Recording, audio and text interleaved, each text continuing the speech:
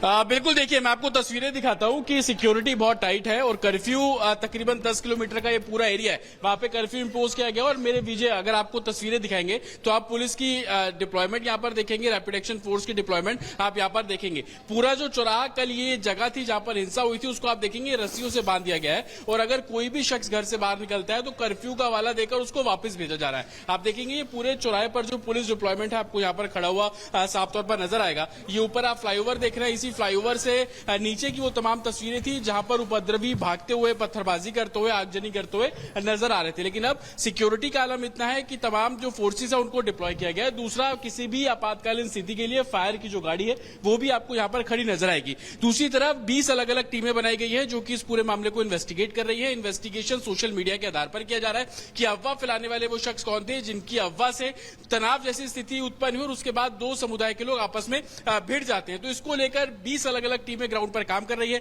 47 लोगों को अभी तक हिरासत में लिया जा चुका है और उनसे ही पूछताछ की जा रही है कि किसके कहने पर वो भीड़ का हिस्सा बने और उसके बाद जो पत्थरबाजी की, आगजनी की, पेट्रोल कहां से, ये तमाम ऐसे सवाल है जो कि अभी इन्वेस्टिगेशन का हिस्सा बने हुए हैं। साथ ही आपको ये भी बता दें कि social media mobile surveillance van को भी मौके पर तैनात किया गया, उसके जरिए आसपास के डाटा को डंप किया जा रहा है कि कल सोशल मीडिया पर किस तरीके की मूवमेंट थी, कौन कौन से सोशल मीडिया पेज ऐसे थे जो कि एक्टिव थे, जो लगातार बरगलाने की, लोगों को अफवाह फैलाने की साजिश जो है वो की जा रही थी। लेकिन दूसरी तरफ मैं आपको तस्वीर दिखा दूं, ये जो रोड है पूरी मार्केट है, काफी रौनक इस मार्केट में अमूमन रहा करती है। लेकिन आज आप देखेंगे सिर्फ सिक्योरिटी फोर्सेस के अलावा कोई भी यहां पर नहीं है। तमाम जो दुकानें हैं वो बंद है, लोग जो है वो आप देखेंगे कि घरों पे अपनी बालकनी में मौजूद है, लेकिन नीचे किसी को आने की इजाजत नहीं दी जा रही है। लेकिन कल यही वो सड़क थी, यही वो जगह थी जहां पर उपद्रवी हिंसा कर रहे थे, जो दंगाई है यहां पर बवाल कर रहे थे और यही कारण है कि आज पुलिस अगले ऑर्डर आने तक जो कर्फ्यू का अल्टीमेटम है वो यहां पर डिप्लॉय किया जा रहा है। अगर अभिषेक आपको तस्वीरें दिखाएं तो आप देखेंगे कि लोकल पुलिस, महाराष्ट्र पुलिस और उसके अलावा आसपास के जितने भी सराउंडिंग्स जिले हैं वहां से लेते हैं। नागपुर हिंसा पर वीएचपी की मांग सामने आई है। दंगाइयों के घरों पर बुलडोजर का एक्शन हो, ये वीएचपी की ओर से मांग की गई है। साथ ही ये भी कहा गया कि धर्म ग्रंथ में आग लगाने के आरोप गलत है। ये जो आरोप लगाए गए हैं दूसरे पक्ष की ओर से, ये आरोप गलत है। साथ ही ये भी कहा गया कि दंगाई औरंगजेब को मानने वाले लोग हैं, ये वीएचपी की ओर से साफ साफ कहा गया। और ये मांग की गई है कि जिन लोगों ने भी उपद्रव किया, हिंसा की, उनके घरों पर बुलडोजर चलाया जाए, दंगाई के घर पर बुलडोजर चलाया जाए। अगर इनको सड़कों पे ही लड़ाई लड़नी है तो हमारे बजरंग दल के कार्यकर्ता भी लड़ने को तैयार हैं। एक तरफ जहां पे इनकी गलती होगी वहां संविधान की दुहाई देंगे और जहां कोई ऐसा इशू होगा ये सड़कों पे पूरा आगजनी करेंगे, पूरी तोड़फोड़ करेंगे और पूरी प्लानिंग से किया गया है। शिवाजी स्मारक के सामने जो मस्जिद है, 5:30 बजे उस मस्जिद में सारे लोग इकट्ठे हुए, अपनी मुसलमानों की सारी दुकानें उन्होंने बंद करवाई और उसके बाद वहाँ के मौलवी अजान मतलब एक आह्वान करते हैं कि सारे लोग इकट्ठे हुए, एक माहौल बनाया और उन्होंने तोड़फोड़ करनी शुरू कर दी। लोगों को तो मारा ही मारा, तोड़फोड़ की, एक का घर भी जलाया। आपको तो ध्यान भी होगा, सुबह न्यूज़ में भी देखा होगा कि माननीय डीसीपी साहब का भी कुल्हाड़ी मार के अंगूठा काट दिया गया है। 3 डीसीपी लेवल के अधिकारी घायल हैं, कई पुलिसकर्मी घायल हैं, कई जो फायर ब्रिगेड के जो कर्मी आए थे उन्होंने खुद ही बताया कि तलवारें ले लेके वो घूम रहे हैं। तो उनके तो हर घरों में पुलिस ने तलाशी लेनी चाहिए। ज़्यादा से ज़्यादा घरों में वहाँ हथियार मिलेंगे और औरंगजेब को अगर ये मानने वाले लोग हैं तो हमारा मानना है कि वो आतंकवादी हैं। वो ऐसी मानसिकता के लिए हैं कि जो कट्टरपंथी के लिए अपने बाप की बलि दे सकते हैं, अपने भाई की गर्दन काट सकते हैं। ये मानसिकता भारत के लिए खतरनाक है।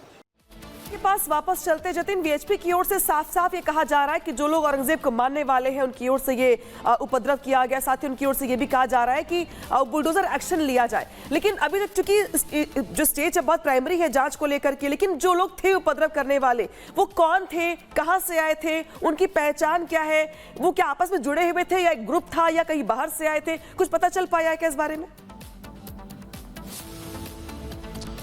बिल्कुल, देखिए विश्व हिंदू परिषद लगातार ये मांग कर रहा है, लेकिन उससे पहले जो स्थानीय लोग जिनके घरों में तोड़फोड़ की गई, जिनकी गाड़ियां तोड़ी गई, जिनकी गाड़ियों में आगजनी की गई, वो सभी लोग भी बुलडोजर एक्शन की मांग करते हुए नजर आ रहे थे। सुबह हमने कई लोगों से बातचीत भी इस पूरे मामले में की थी, लेकिन अलग अलग थ्योरी है। कुछ लोग कहते हैं कि आउटसाइडर्स आए थे जिन्होंने बवाल किया, क्योंकि इससे पहले कभी भी इस इलाके में ऐसा तनाव नहीं देखा गया। लेकिन जो स्थानीय मौजूदा विधायक है बीजेपी के, वो कहते हैं कि आउटसाइडर्स को आएंगे, यही के कुछ लोकल थे जो कि माहौल माहौल को खराब करने की कोशिश कर रहे थे और यही कारण है कि हिंसा जो है वो की गई। हालांकि जिन 47 लोगों को डिटेन किया गया है वो यहीं के ही रहने वाले हैं, लोकल लोग हैं, उनसे लगातार पूछताछ की जा रही है। लेकिन सवाल अभी यही खड़ा होता है कि 47 लोग सुबह से डिटेन है, उनकी अभी तक अरेस्टिंग क्यों नहीं की गई है। लेकिन एडमिनिस्ट्रेशन का कहना है कि जो सीसीटीवी फुटेज उनके हाथ लगे हैं उस आधार पर जो उपद्रवी दंगाई है उनकी पहचान की जा रही है, जिसमें एक लंबा प्रोसेस है और लंबा समय लगता है। प्रशासन ये भी कोशिश कर रहा है कि बेवजह यानी पूरी तरह से संतुष्टि के साथ कार्रवाई जो है वो सख्ती के साथ इस वक्त प्रशासन यहां पर कर रहा है। जतिन, बहुत शुक्रिया इस तमाम जानकारी के लिए। उधर नागपुर के पुलिस कमिश्नर ने रिपब्लिक भारत के साथ बातचीत में कहा कि सीसीटीवी के जरिए दंगाइयों की पहचान लगातार की जा रही है। सुनिए आप। नागपुर कमिश्नर डॉक्टर रविंद्र कुमार सिंघल हमारे साथ मौजूद हैं। नागपुर में जिस तरीके से रॉयट्स हुए उसे लेकर के हम बातचीत करेंगे। सर, सबसे पहले तो आपसे यही समझना चाहेंगे वो क्या अफवाह थी जिसके बाद ये दंगे फैले? देखिए, सुबह जो है एक इंसिडेंट हुआ था जिसमें हम लोगों ने केस रजिस्टर किया 9 लोगों के खिलाफ, और उसके बाद में जो डेलीगेशन आया उनसे भी हमारी बात हुई एंड दे वर सेटिस्फाइड कि जो पुलिस जो अपनी कार्रवाई कर रही है। उसके बाद में शाम को, क्योंकि कल 2 फेस्टिवल्स थे, एक तो और बड़ी खबर आपको बताएं, यूपी देहली नरसंहार में 3 को फांसी की सजा का ऐलान किया गया है। बड़ी जानकारी आपको दे रहे हैं। देहली नरसंहार मामले में 3 लोग जो इसमें आरोपी थे उन्हें फांसी दी गई है। 1981 में 24 दलितों की दरअसल हत्या हुई थी, जिसमें अब बड़ा फैसला देते हुए सजा जो है वो 3 को फांसी की सुनाई गई है। यूपी का पूरा मामला है जहां पर देहली नरसंहार केस में 3 लोगों को फांसी की सजा कोर्ट की तरफ से दी गई है। 1981 का यह पूरा मामला जिसमें दलितों की जो हत्या है बेरहमी से वो कर दी गई थी। इस पूरे प्रकरण को लेकर जो न्याय है वो अब जो है पीड़ितों को मिला है, जिसमें देहली नरसंहार में अब 3 लोगों को जो इसमें आरोपी थे उन्हें अपराधी बताते हुए कोर्ट ने फांसी की सजा यहां पर दी है। राघवेंद्र सहयोगी इस खबर पर जानकारी के साथ इस वक्त जुड़ रहे हैं। राघवेंद्र, क्या कुछ जो है वो कोर्ट की तरफ से सजा सुनाते हुए कहा गया है, पूरा मामला बताइए।